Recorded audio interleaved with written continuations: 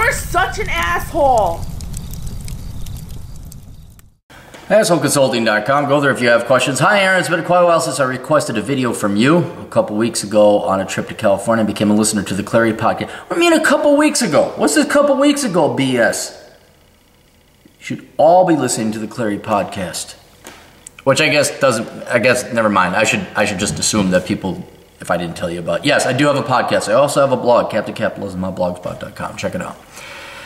Santa Fe, New Mexico to Orange County, California takes about 12 hours. On the way there and on the way back, it was nothing but Clary, which is a lot of freaking Clary. Try not to curse. But I never got bored. You do a great podcast, and I wish I had become a listener sooner. Yeah, see? Well, too late for you guys. I'm 37 and soon to be 38. I always figured at some point I'd like a kid or two, a cute wife, a nice house in the suburbs, an overpriced and unreliable German car, etc. At least I thought that's what I had been working my ass off for. I've put together a real estate portfolio worth a little bit more, over $2 million, and have no debt. Outstanding. But now I have fuck you money, and I'm financially ready to have children and could take a step back from work to make time for a family. I'm facing the shitty reality that the dating pool fucking blows in your late 30s. Most 35 to 40-year-old women are married or divorced with kids, or never worth dating in the first place. And that's to say nothing of finding one without a bunch of debt from credit cards or college, and that has at least some conservative values. Yeah, it's impossible. To be honest, I knew this would eventually become a problem when I chose career and money over women in my late teens. Let's stop right here. That's the wisest move. Right now, every guy who's your age or older is saying you did the right thing, all right? Because pursuing excellence, pursuing your dreams and your goals does not really have an effect on getting women. Matter of fact, it only helps you get women. And instead of like me and all my buddies and every other guy out there is like, oh man, this guy did it right, we pissed away our time chasing after girls. Which is what you're genetically programmed to do and what most other guys did. You chose the right path. Now usually, if you keep a line in the water, you don't completely swear off women, they come around. Because you're doing your own thing, like, oh, what are you doing? What's he got going on over there? And so it's going, hey, will you go out with me? Here's some flowers. And in hindsight, it makes a lot more sense now. But you did the right thing. Because while you think, oh yeah, there are all these really nice, great, sweet girls. No, it wasn't like that. It wasn't. And as you date 20-somethings, even though in your 30s, you're going to see that. So you did not miss out in your teens and 20s. You didn't. It was not a fun experience.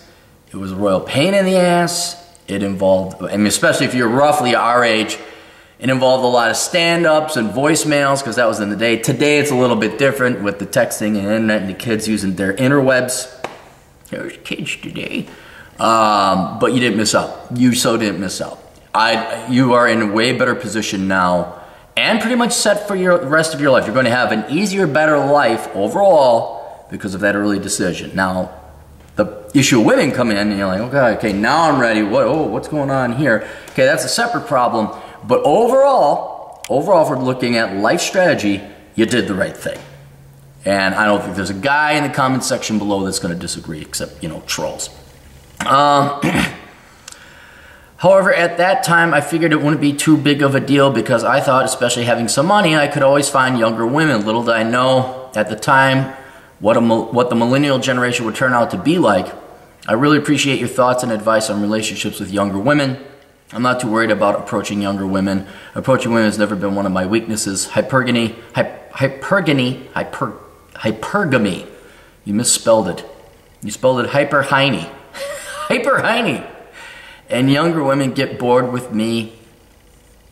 Getting bored with me are my main concerns. Also, if it's not encroaching too much on your private life, I love some female perspective on this as well. If your girlfriend is available to be on the video, would you? No, she's not. No, she got a real job. People want no part of this. All right. This has nothing really to do with, quote, millennial women. This just has to do with the fact that you're more mature to begin with at your age when you decide you're going to do career instead of chase girls. But also that mathematically, by years, you're more mature than girls in their 20s because you got 15, almost 20 years on them. And this is the paradox my other buddy, faces who's kind of in a similar situation as yours. He makes a lot of money. He's very well-to-do. He's 45. And he gets his choice because he's a good-looking dude and he makes a lot of money. And he'll date the 20-somethings, and it's because, and you can't, again, it's real easy to slam on millennials, and you should, but this has really nothing to do with that particular generation. It's when you get that much of an age gap. I mean, have you ever tried to hang out with 20-year-old dude bros?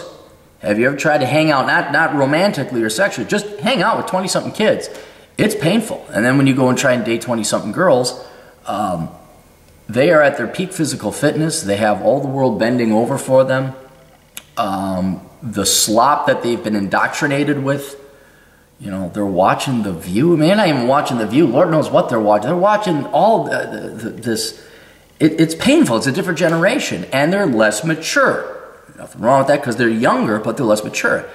And it is babysitting, to use his words. It's babysitting. And you're like, I just really want to. And that's sadly all that happens. You're looking for wife material, and all that's really going to boil down to is like, I just want to have sex with that. That's it.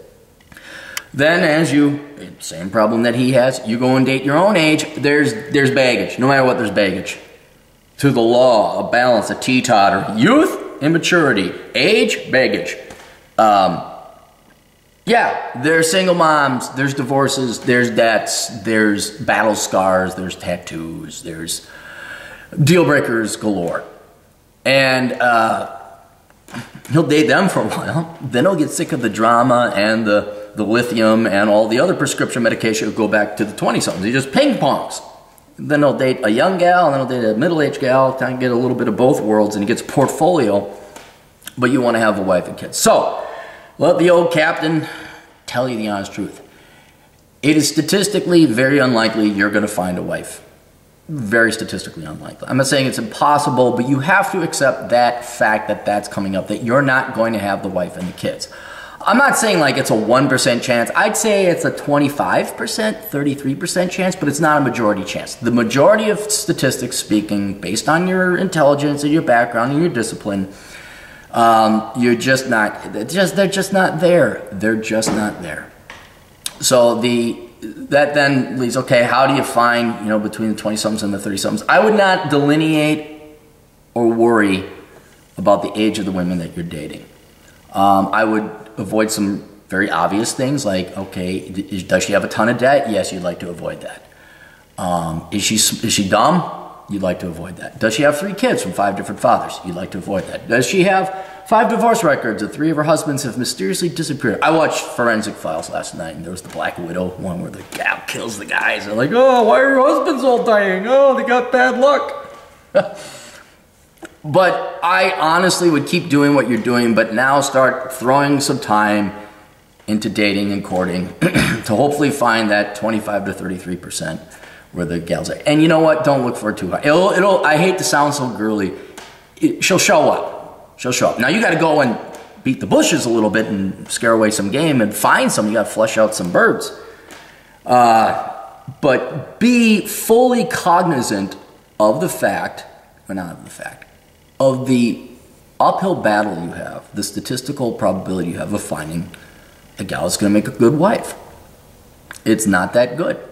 Right? And this has nothing to do with you waiting too long. Men, you're not that old. Men, many years in the past, men in their 30s would date girls and get married. But because of changing dynamics and girls are more obsessed about careers than they are marriage and family, your 20-something pools is pretty much shot. And then the gals who are your age, they're pretty much shot. But don't let this don't make this the main thing in your life. You keep going and making your money.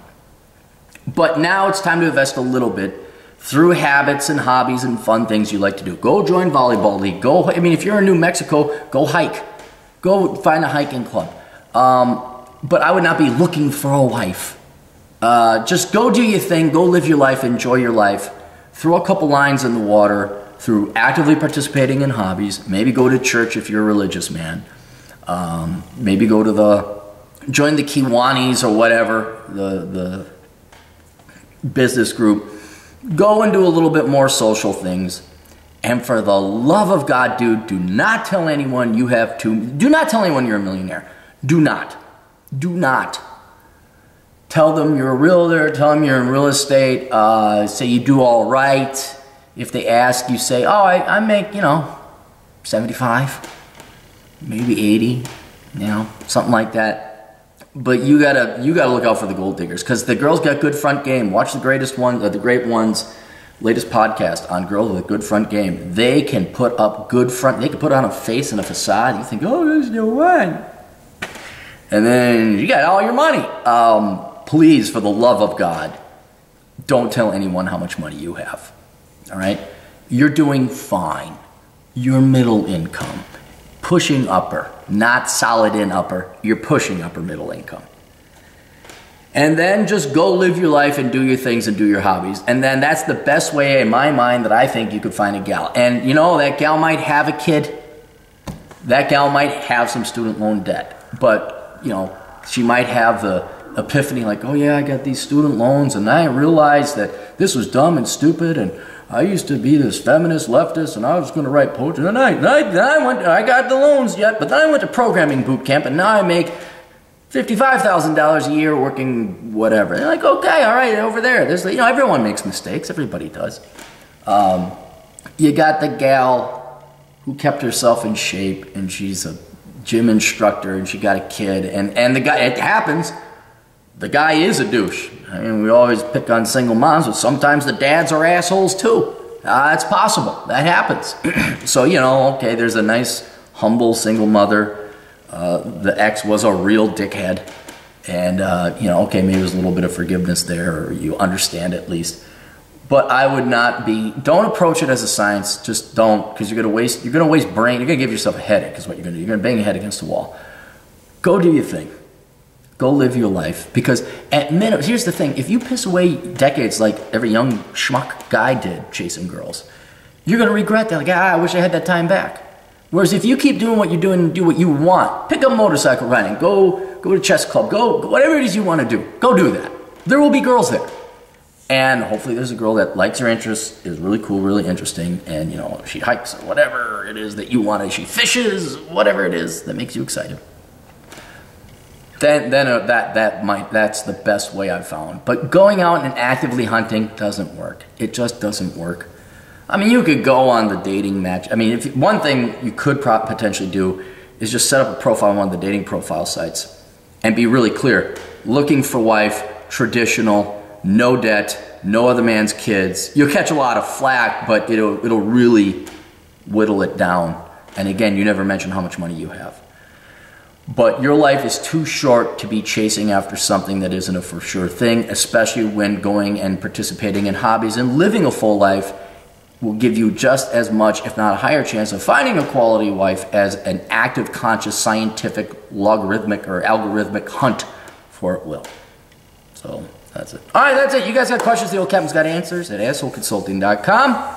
Remember to pick up my books, Bachelor Pad Economics. That's a good one. What else? Poor Richard's Retirement, for those of you that don't have $2 million.